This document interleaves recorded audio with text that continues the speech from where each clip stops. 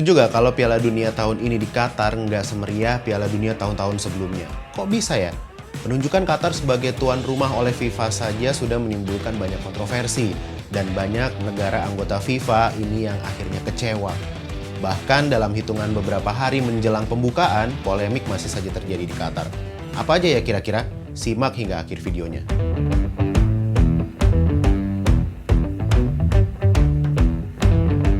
Hanya selang 2 hari sebelum pembukaan Piala Dunia pada Minggu 20 November 2022, FIFA mengumumkan larangan penjualan minuman beralkohol di semua stadion. Pengumuman ini dilakukan oleh FIFA setelah berdiskusi dengan Qatar selaku tuan rumah yang memiliki aturan ketat terkait minuman beralkohol. Padahal sebelumnya, Budweiser, salah satu sponsor utama Piala Dunia, sudah mengantongi hak eksklusif untuk menjual produk birnya di sekitar stadion, yaitu pada 3 jam sebelum dan 1 jam setelah setiap pertandingan. Kebijakan ini akhirnya direvisi setelah negosiasi panjang dan alot antara Presiden FIFA Gianni Infantino, pihak Budweiser, dan eksekutif komite tertinggi Qatar. Meskipun demikian, Budweiser tetap diizinkan menjual bir di zona FIFA Fan Fest di pusat kota Doha. Nah, penjualan juga bisa dilakukan di tempat hiburan yang sudah ditentukan. Perubahan kebijakan ini ditengarai menyebabkan FIFA melanggar kontrak Budweiser senilai 63 juta pound sterling. Lanjut. Kontroversi berikutnya yang menimpa Qatar ini terkait kematian pekerja proyek pembangunan stadion dan fasilitas pendukungnya. Februari 2021, harian The Guardian merilis ada 6.500 pekerja meninggal di Qatar sejak terpilih jadi tuan rumah. Data tersebut diperoleh dari sejumlah kedutaan yang ada di Qatar. Namun pemerintah Qatar menyebut bahwa angka itu keliru karena menghitung jumlah pekerja asing yang sudah lama tinggal di Qatar dan tidak bekerja untuk proyek pembangunan Stadion Piala Dunia. Nah, Qatar sendiri menyebut antara 2014 sampai 2020 ada 37 kematian pekerja di lokasi pembangunan Stadion Piala Dunia. Hanya 3 diantaranya yang meninggal terkait dengan pekerjaan. Namun, hal ini dibantah oleh Organisasi Buruh Internasional atau ILO. ILO menilai angka tersebut terlalu rendah. ILO menyebut Qatar tidak menghitung pekerja yang meninggal karena serangan jantung dan masalah pernapasan akibat pekerjaan. Padahal para pekerja asing itu kerap bekerja dalam cuaca yang sangat panas di Qatar. ILO menyebut ada 50 pekerja asing yang meninggal dan lebih dari 500 lainnya luka parah di Qatar sepanjang 2021. Sementara lebih dari 37.000 pekerja menderita luka sedang atau ringan. Kontroversi tidak hanya berhenti sampai urusan pekerja asing, tapi berlanjut ke masalah maskot Piala Dunia Laib. Laib sendiri diambil dari bahasa Arab yang artinya pemain atau pemain yang sangat berbakat. Tapi yang namanya netizen ini jempolnya memang lebih cepat dari apapun. Tidak sedikit yang menganggap Laib ini sebagai tokoh hantu anak-anak Casper. Bahkan kabarnya, Laib digambarkan sebagai simbol kumpulan arwah para pekerja yang meninggal dalam proyek persiapan Qatar menuju Piala Dunia 2022. Oke, kita tengok masalah lainnya. Nah, kisruh yang terjadi di penyelenggaraan Piala Dunia Qatar 2022 ini nampaknya tidak lepas dari peran FIFA sebagai induk sepak bola dunia. Qatar dituding menyuap para pejabat FIFA senilai 3,7 juta dolar Amerika Serikat atau sekitar 53 miliar rupiah untuk memuluskan langkahnya menjadi tuan rumah Piala Dunia. Tapi tuduhan ini terbantahkan setelah 2 tahun penyelidikan. Saat itu, Presiden FIFA Sepp Blatter menyebut sangat mendukung Qatar sebagai tuan rumah Piala Dunia 2022. Selain Afrika, Blatter bersikukuh ingin menyelenggarakan Piala Dunia di negara Timur Tengah. Namun belakangan, ia malah mengklaim memilih Qatar sebagai tuan rumah Piala Dunia adalah sebuah kesalahan besar. Maunya gimana sih? FIFA memang sejak lama dibelit masalah. Salah satu yang cukup menyita perhatian publik adalah korupsi besar-besaran yang terjadi pada 2015. Presiden FIFA saat itu, Sepp Blatter, menyebut wajar jika semua pihak kecewa atas penangkapan 9 petingginya oleh FBI di Zurich, Swiss. Pasalnya penangkapan itu dilakukan 2 hari jelang Kongres FIFA.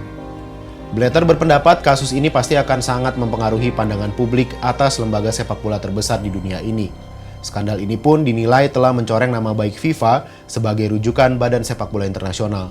Sebuah organisasi yang mestinya menjaga dan menjunjung tinggi prinsip good governance ternyata telah menjadi sarang berbagai tindak kecurangan, pemerasan, korupsi, dan konspirasi. Peristiwa ini bermula dari penangkapan 14 orang yang terdiri dari 9 petinggi FIFA dan 5 pejabat teras perusahaan pemasaran di sebuah hotel di Zurich, Swiss 2 hari jelang Kongres FIFA. Mereka diduga terlibat korupsi dalam kurun waktu 20 tahun. Salah satunya termasuk saat proses bidding dan pemilihan tuan rumah Piala Dunia 2018 dan Piala Dunia 2022 yang saat ini berlangsung di Qatar. Drama tak berhenti sampai di situ. Kursi kepemimpinan FIFA ternyata kembali diduduki oleh Sepp Blatter setelah ngotot tak mau mundur meskipun 9 koleganya ditangkap karena terlibat korupsi. Kongres FIFA tetap berjalan dan Blatter berkukuh maju kembali. Lawannya adalah Pangeran Ali bin Al Hussein dari Yordania yang sebelumnya menjadi Wakil Ketua Asosiasi Sepak Bola Asia atau AFC. Secara mengejutkan, Ali mendapat dukungan mutlak dari UEFA, sementara Blatter tetap didukung delegasi Afrika dan Asia walau didera skandal korupsi. Hasil hitung cepat setelah pemungutan suara manual selama 3 jam menunjukkan Blatter meraup 133 suara, sementara Ali 73 suara. 3 suara dianggap rusak sehingga total memperebutkan 206 suara. Namun sesuai aturan harus digelar putaran kedua karena tidak ada calon yang memperoleh 2/3 suara. Ketika panitia bersiap menggelar pemungutan suara putaran kedua, Pangeran Ali bin Al Hussein secara mengejutkan menyatakan mundur. Tak jadi ada revolusi di tubuh FIFA. Sepp Blatter tak hanya jadi pimpinan FIFA terlama, namun menjadikan rezim ini sebagai yang terburuk sepanjang sejarah FIFA. Adapun penyelidikan korupsi tersebut terkait suap dalam pemberian kontrak iklan eksklusif, hak siar, dan lain sebagainya senilai lebih kurang 150 juta dolar Amerika Serikat, termasuk penentuan tuan rumah Piala Dunia 2018 dan 2022. Blatter nggak hanya kembali memimpin FIFA, kasus korupsi ini juga punya dampak besar pada dunia sepak bola. Coba kita lihat ya. Pertama, nada boikot menggema untuk penolakan Rusia jadi tuan rumah Piala Dunia 2018. Suara paling kencang digaungkan oleh UEFA dan Amerika Serikat. Nggak hanya Rusia, Qatar pun jadi bulan-bulanan media setelah beberapa laporan menunjukkan sejumlah buruh bangunan asing yang tewas saat ngebut merampungkan pembangunan stadion demi Piala Dunia 2022. Kedua, Blatter memang tidak disebut dalam berkas kasus yang ditangani FBI maupun Kejaksaan Swiss, tapi namanya terus diincar karena mustahil tidak mengetahui kelakuan 3 wakilnya yang terciduk karena kasus korupsi. Ketua Asosiasi Sepak Bola Inggris atau FA, Greg Dyke menilai kengototan Blatter menolak mundur walau ada desakan dan tekanan publik merupakan bunuh diri citra. Publik bahkan sejak lama kasakusuk menuding Blatter memasang tarif tinggi bagi negara yang ingin jadi tuan rumah ajang sepak bola internasional termasuk Piala Dunia.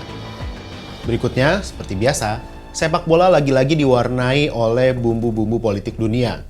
Presiden Rusia Vladimir Putin mendukung Sepp Blatter tetap jadi presiden FIFA periode kelima. Putin menuding penangkapan 9 petinggi FIFA ini sebagai ulah negara-negara barat yang menginginkan pergantian Blatter.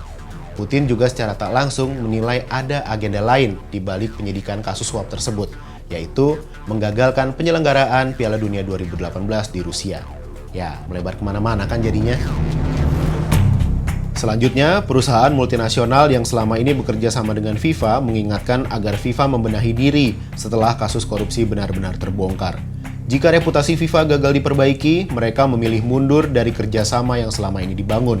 Ancaman itu diantaranya datang dari beberapa nama besar, seperti Coca-Cola, Adidas, dan Visa.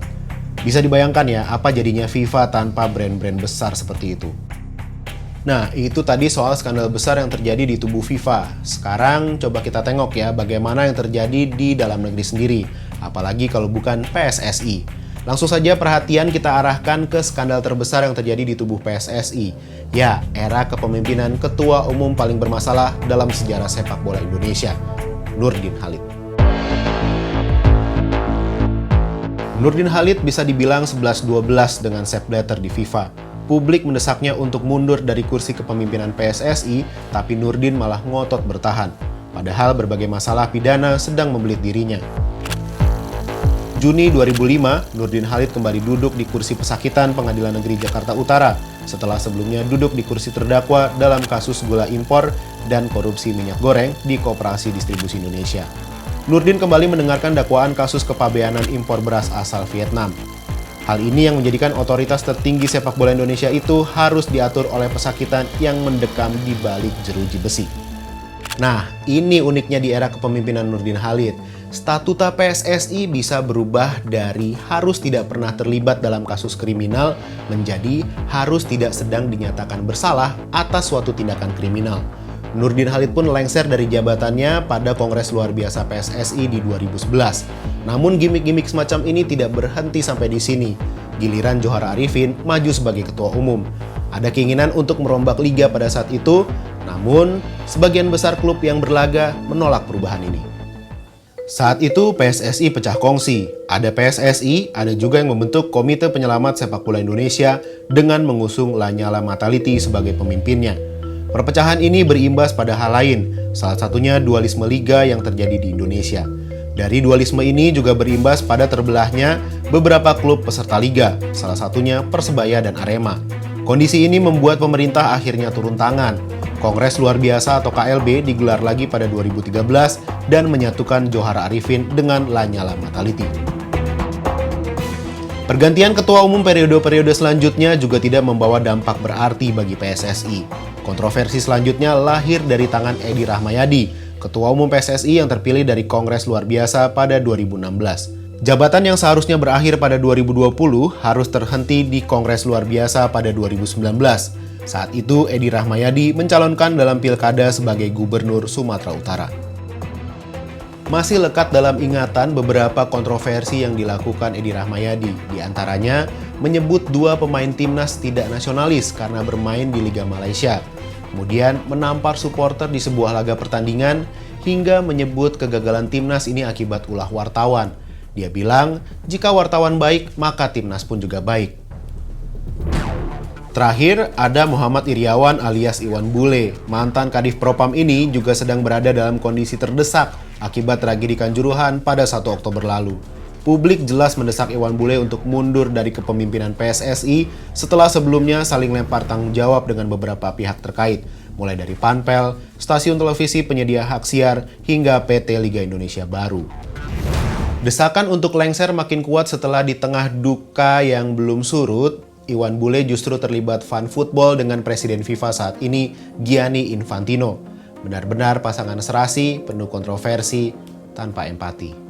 Mereka bikin fun football, ya, dan gesture dari semua orang di stakeholder, mulai dari FIFA sampai PSSI, kan tidak ada satupun yang belakangan aja mereka kirim bunga dan setelah ada desakan dari macam-macam pihak.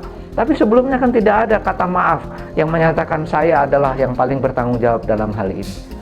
Dunia sepak bola memang lahan paling basah untuk dijadikan kendaraan berbagai kepentingan. Nggak heran, cukup banyak juga pihak yang mencoba bermain di organisasi kepengurusan sepak bola. Mulai dari induknya seperti FIFA, sampai ke tingkat nasional seperti PSSI. Harusnya semua bisa berbenah diri ya, demi kemajuan sepak bola dunia. Dan yang juga penting, supaya brand-brand besar ini nggak pada kabur.